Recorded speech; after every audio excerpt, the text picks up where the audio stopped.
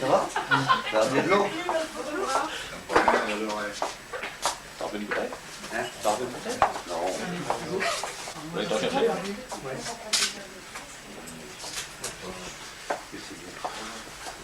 Ça va? On va pas, mais... J'ai vu que tu as supprimé les gens. Ça fait du bien. 51 heures, ça des progrès stupéfiants. C'est bon, des bouteilles. Justement, j'ai rendez-vous moi dans 15 jours pour me faire opérer. Allez, Michel, C'est bon. salut. C'est bien, ouais, je me soigne. Il va plus, c'est la date qui veut plus soigner. Tu as supprimé les fleurs. Bon. Bien sûr, je suis soigné hein, ici. Enfin, je ne suis plus soigné. Salut. Je ne suis plus soigné plutôt depuis hier. J'ai été bien soigné. C'est quand même terrible. La direction de la DAC devient tout le moins... Couche, hein? Il n'y a pas sûr un malaise, hein? Pas du chemin. C'est tout bon.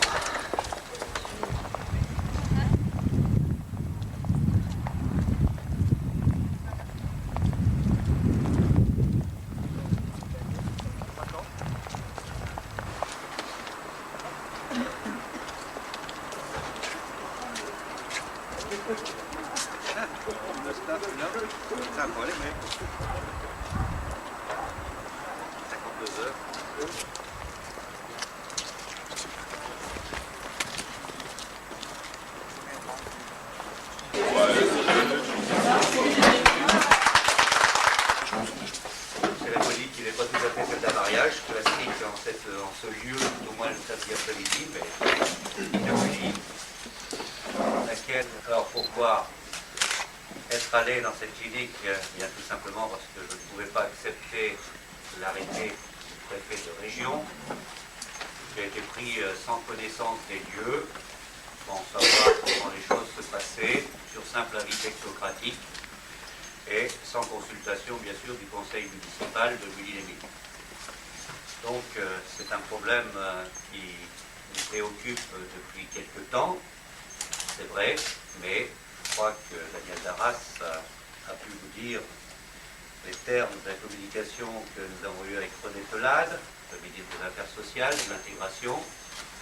Notre bassin minier et notre département n'est pas suréquipé là-dessus pour qu'il faille fermer arbitrairement des établissements comme le nôtre en particulier, mais j'y adjoins bien volontiers, car notre solidarité doit être totale dans le domaine, l'établissement de Souquières et l'établissement de Liévin, car l'hôpital de Liévin a aussi ses problèmes. Et c'est pas, j'ai toujours dit, parce que Liévin avait ses problèmes, que technocratiquement, on devait fermer du lit. C'est pas comme ça qu'on trouvera des solutions, je crois, dans l'aménagement du territoire et dans la politique de santé et pour la satisfaction des besoins de nos populations.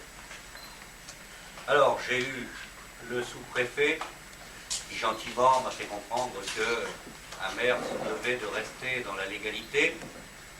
Je l'ai été pendant 48 heures. Ces dernières heures, j'étais effectivement dans l'illégalité la plus totale. Il faut le savoir, ce qui a aussi justifié, après l'intervention de mes amis et camarades, qui a aussi justifié ma sortie de cet établissement. Car je mettais mal à l'aise le personnel médical de l'ANAC, à qui je veux rendre hommage pour son travail, pour sa solidarité et pour le soutien qu'ils m'ont apporté. J'emmerdais par contre considérablement la direction de l'ANAC, à qui je veux dire mon mépris le plus total. Car je n'imaginais pas qu'on puisse avoir des méthodes pareilles en France. Je vais vous raconter ensuite. Déjà, cette direction de l'ANAC avait exercé des pressions sur le docteur Leroy pour qu'il ne participe pas à ma cérémonie des vœux du 10 janvier. Si le docteur Leroy devait s'exprimer, c'était uniquement à titre personnel et ne jamais aborder le problème de la clinique, qui est son établissement de travail, comme à tous ceux qui travaillent dans cet établissement. Il faut le savoir, je ne raconte rien, c'est vrai. On a exercé des pressions sur le docteur Leroy pendant ces 48 heures, période de mon hospitalisation légale, en passant par le Conseil de l'Ordre. nationale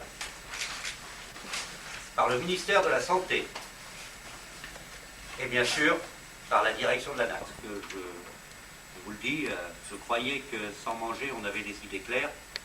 C'est vrai pendant 24 heures, puis ensuite tout commence à s'embrouiller et puis on se sent un peu sur un nuage, se sent dans un état un peu second.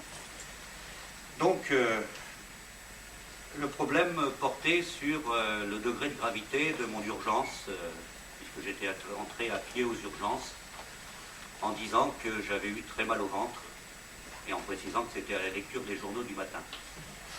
Bien. Ce qui fait que l'interne a été un peu déstabilisé, et que bon, ensuite il a pu comprendre que effectivement c'était plus urgent que ce qu'il croyait.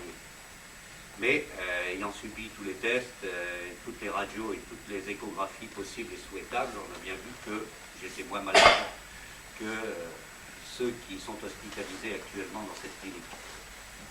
À partir de là, le problème se posait, et c'est l'objet des pressions sur le docteur Leroy, c'est un chirurgien.